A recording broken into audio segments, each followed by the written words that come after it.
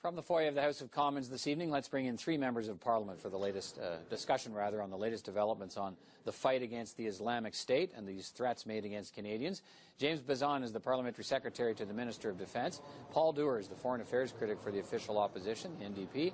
And Mark Garneau is the Foreign Affairs Critic for the Liberal Party. Good to see you all, gentlemen.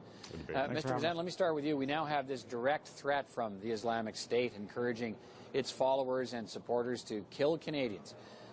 How is your government responding to that threat? Well, we're not going to be intimidated or cowed by the Islamic State on this. ISIL is trying to definitely dissuade us from being involved in the coalition. We aren't going to let them bring their brand of terrorism here to Canada. We're going to do everything in our power to put the safety of Canadians first and foremost. And we're doing that through revoking citizenship on those that carry dual citizenship, as well as suspending passports of those that are planning on committing these terrorist acts, things that are available under the current passport legislation and the ministerial orders that are available to Minister Alexander. Okay, so you're going down the road of looking at additional measures that you can take as a government to deal with this threat. I mean, what's changed in the fact that they've now directly named Canada, or were you going down this road anyway? Well, you know, we knew that they have already been talking about spreading their brand of terrorism around the world. This is a brutal organization creating some of the most heinous crimes and displacement of people that we've seen in recent memory. Who would think that in the 21st century that we'd have to live through this again? But we are going to be diligent and make sure that we not only are engaged in what's happening in Iraq and Syria, particularly with our efforts that we've been bringing humanitarian aid and military aid to the region, and putting 69 members of the Canadian Armed Forces in advisory roles with security forces in northern Iraq. Let me move to Mr. Dewar here. Paul Dewar, how, you know, the NDP opposes the mission, the Canadian mission as it's described, in terms of the military side. Yeah, the humanitarian side we're very supportive of. Yeah. So, does this threat, this direct threat to Canada, do you believe this in any way bolsters the government's case that we need to be a partner in the fight against Islamic terrorists when here they are naming Canada by name and calling on Canadians? Well, no, I think this is what these guys do. I mean, they're very savvy at recruiting. They, put countries on their list and then they go recruit. And I think, I frankly think this is an extremist cult is what we're dealing with here. And they're just trying to bring in more and more members and frankly have been very successful at it. So the last thing I'd want to do is be reacting to what they're doing. I think that's the wrong game to be playing. And, we still have very deep concerns. I think, some very specific questions that Mr. Mulcair asked in the House today about, what's this 30 days, when's it starting, what are we trying to achieve in an assist and advise, what does assist mean, and define those things. So we've had concerns about that, but look, there's no question everyone's wanting to take the right steps to deal with this extremist cult and make sure that we do everything we can to help people on the ground. And that's what I heard when I was on the ground. They want help on the humanitarian side, and we're pushing to get our government to do more there. Okay, Mr. Garneau, do you believe that, and then this may be a question that all of you can weigh in at some point, but do you believe that Canada would be a target of the Islamic State if we did not have a military presence in Iraq? Are those two things connected at all? Yes, I think that there is obviously a greater emphasis because of the fact that Canada has taken a position. But I think it's also serving notice to Canadians that ISIS is a problem that concerns the entire planet. This is collective global security here, and this is not something that we can turn our backs on. There's no question. This is more than a cult. This is really an army of 40,000 people who yesterday chased 100,000 Syrian Kurds back, out of Syria into Turkey, who have committed unspeakable crimes, who have a very set agenda, and some of them have come from Canada. Some of them will return to Canada, quite radicalized, and they'll be in Canada either to try to recruit more people, or they may even commit terrorist acts on Canadian soil. So this is something that does concern us. Okay, and so Mr. Bezan, where does this take us now? I mean, if we now have direct threats made against Canada, there are still questions about exactly what the Canadian mission is, when it starts, how many. We know there's 69, the government says, but we're not sure all of them are there yet. I presume some of them are there, others are arriving. I mean, let's talk a little bit about, you know, some of those unanswered questions about the mission. What happens after 30 days? I mean, presumably the threat against Canadians doesn't disappear. Then what? So at the end of 30 days, and Prime Minister announced earlier today that the 30-day clock started on September 5th.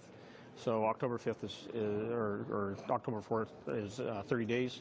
We will, at that point in time, have a full briefing and talk about what has happened and what the threats are, what contribution we're making, and then what can we do as a country. Do we hold the line? Do we come home, or do we have to change tactic in northern Iraq? So that is been decided.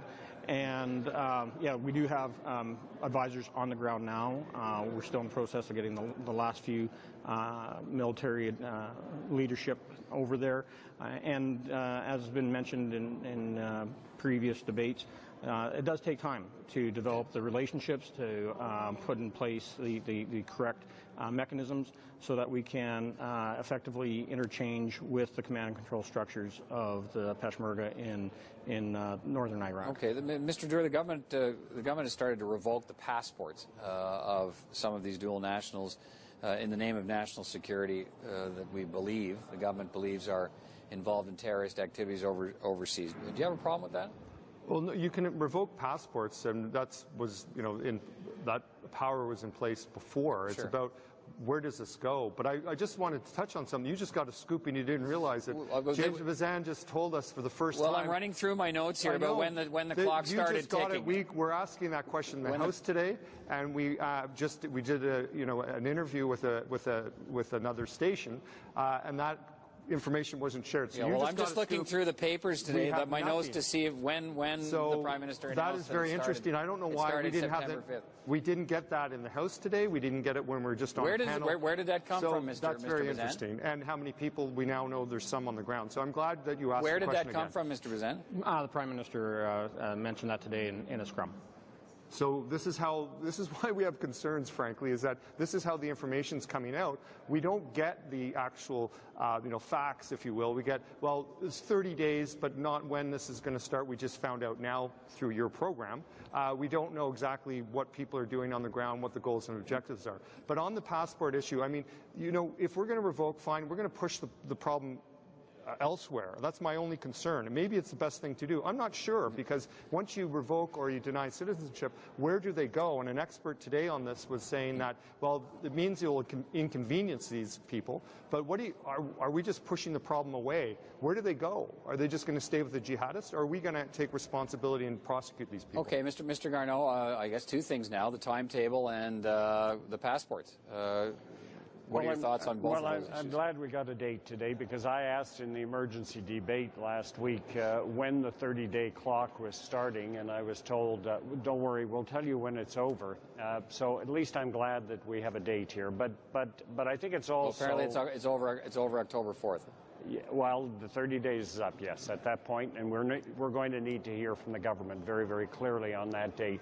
But it's also, I have some sympathy for the government in the sense that when you are planning an operation, a role for Canada, it does take a while. I'm ex-military. You don't sort of just work that on the back of a cocktail envelope and say, this is exactly how many people, we're sending them exactly to this place on this date. You actually have to interface with the Peshmerga, who are the people that the army that we want to help. So the government doesn't have all of the answers. Yes, they have to work towards those answers, and I'm glad that on the 4th of October we're gonna be able to look at this, hopefully with all the facts. Now, the former Prime Minister Jean Chrétien gave an interview on the weekend where he seems to be questioning the wisdom of having sent these advisors to Iraq, suggesting that you can't sort of be partway in the mission. If you're in, you're in. That would seem to be at odds with the Liberal Party's position. You've said you support this. Not at all. You said you support this mission to now. Mr. Chrétien seems to be suggesting that you're in it now, and if it expands beyond this, how do you get out of it? We've said very, very clearly we support the initial decision to send in a group of advisors, and after 30 days to review the situation. That's exactly what we've said. And that is exactly where we are. Mr. Bezan, this October 4th date, what should we expect to happen on that date, as the first 30 days, I guess, is up by then? What will Parliament be told? What will Parliament be asked to do? Will there be anything more than the government announcing an extension of the mission if that's what happens? I think Mr. Doer would like you to come back to Parliament and maybe vote on what happens next, but what would the plan be? Definitely it'll be in consultation with the opposition parties and Canadians on what has been accomplished, what we've done. There is logistical issues in getting everybody over there, and I believe that's why we just made the decision that when we announced that we were deploying, that would be the start of the 30-day. We had people that were there, the original ones that went over to do the assessment, and then have been adding to that ever since.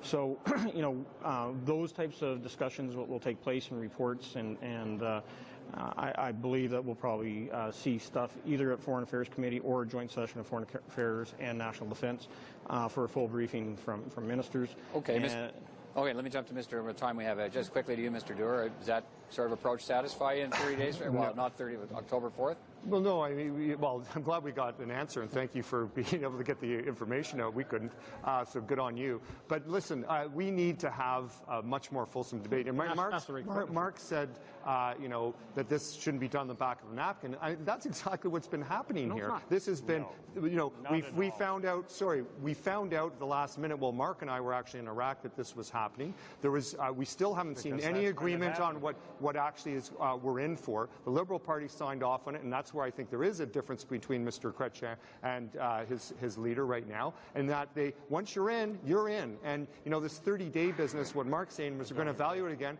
That's exactly the government's position. So there's no difference between these two parties on it. Ours is we need clarity. When we send people overseas, you better be damn sure you know what they're going to do. You better know when the clock starts and what the objectives are. All right. In fairness, Mr. Garneau, give you a quick bit of time here because that's the way we work. Everybody gets fair time, so I'll give you a chance to quickly respond to that. This is a very, very complex operation. Defeating ISIS is going to take out way, way longer than 30 days. And we have been very, very clear that we're going to watch this very carefully as it progresses. And if we don't agree with what the government proposes, if they change the role, then we will speak up loudly and clearly. All right, gentlemen, thank you for your time tonight. Appreciate it. Thank you. Anytime, Peter.